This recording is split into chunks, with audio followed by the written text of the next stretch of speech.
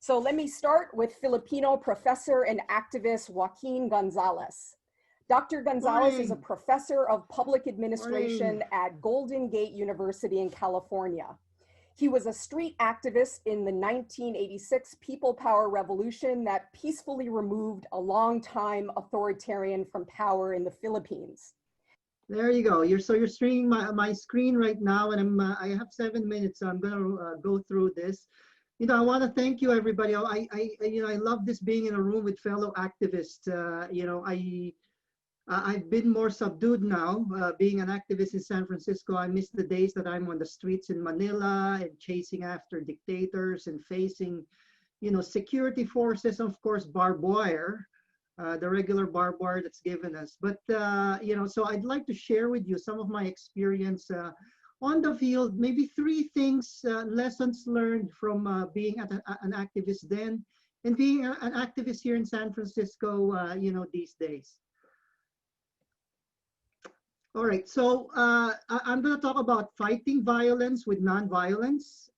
Don't just pray, act, and people power. People power can't stop. So these are three topics, and what I'll do is I'll really talk through some images that I have. So when I was growing up in the Philippines, there was only one president that I saw. This president came into power in '65. I was born in '64, and by the time I was in college, he was still in power. Growing up, we just said, let's not just do anything with politics. Let's just follow the flow. My parents did the same thing. He said, when martial law was declared, we said, okay, we're just gonna follow this person. He was a very charismatic person. And my parents voted for him in '65. He was really he had all the potentials as a leader. But then in '72 he decided that he was going to declare martial law. His term was supposed to be up in 1973. The Philippines follows a 2 4-year term, so 65 to 69, 69 to 73. But he decided to change that, and he decided to stay in power more. He, of course, put in jail all of his political opponents. He cracked down on us student activists. He closed down, student publications. He cracked down on the press. So I decided, to follow my parents' advice and just become a bio and marketing major. They said, go to the pharmaceutical industry, make money, and just, make a life, help us. You still have 6 brothers and 6 sisters, you're going to help us. But I couldn't help but, the family was declining at that time. We started out with running water. By the middle of martial law, we didn't have any, water inflowing into the house. So everything was declining around me, and I saw street protests moving towards the palace, watching them from from my school, and I decided, we got to do something about this. When you are facing truncheons, when you are facing firemen with fire hoses, it's really hard not to be violent when the situation you are in is very violent. So I really take my hats off to those of you. I have friends, fellow activists who have been raped. I have fellow activists where, Russian roulette was played by soldiers on their head. I have, fellow activists who've been hit by truncheons. I have been, forced into barbed wire myself during my activism. So fighting violence with nonviolence is really, really very challenging for everybody because it's a very emotional situation. And people are, falling outside you.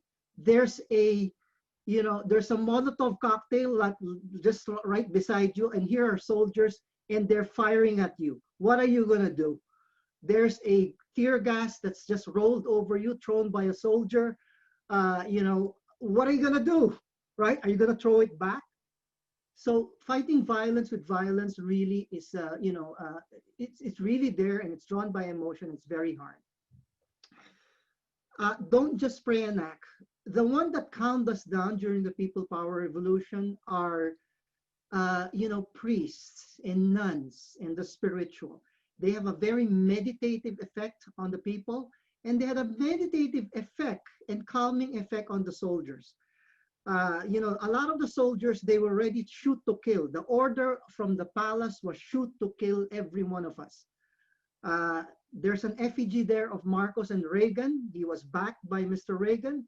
All of these security forces was trained by the US military, Fort Bragg, and their position was to shoot us and kill us. And, we just surrounded the tanks. We just held on to them. The religious people were right up there, up front and center. They said, we're not just going to pray. We're going to be up there doing action. Prayer to action. We're going to face them. We pray with them. We're not armed. We're going to do something, about it. So it's just, we saw them. It's like, don't just pray. We need to act. So we left our churches. We left our mosques. We went there on the streets. So we said, what are we going to do? The only way we can remove him peacefully is really to protect the ballot boxes and really to get somebody elected. We had one person who was the complete opposite of Mr. Marcos, and that's Mrs. Aquino, who we wanted to win, but we had to ensure that this person who uses guns, goons, and gold would be, prevented from doing that. So we decided to form NAMFREL. NAMFREL is the National Citizens Movement for Free Elections. And we decided that we're going to secure the ballot boxes. Whatever they do, whatever these security forces, if they're going to steal it, we're going to be in front of those boxes. We're going to hold hands. Kapit pisig is our call. And we're going to protect these ballot boxes. We're going to make sure that the count, we're not going to make sure that these ballot boxes are not stolen. They're not stuffed. And that's what we did really. A lot of activists were with us on the streets, and we were protecting these ballot boxes, making sure that the count was calm, accurate, and was there. About a minute left, Joaquin. Thank you. Lastly, is my people power can't stop. After ousting Mr. Marcos.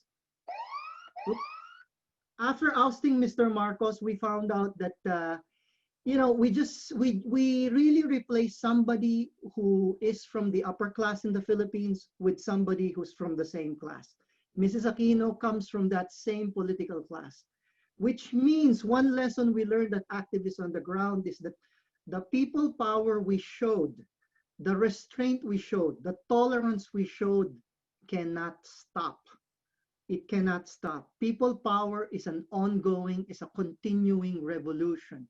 And whenever there is a threat similar to Mr. Marcos, we must come back to the streets and we must protect the ballot boxes again. So NAMFREL, the National Movement of Free Election, lives on.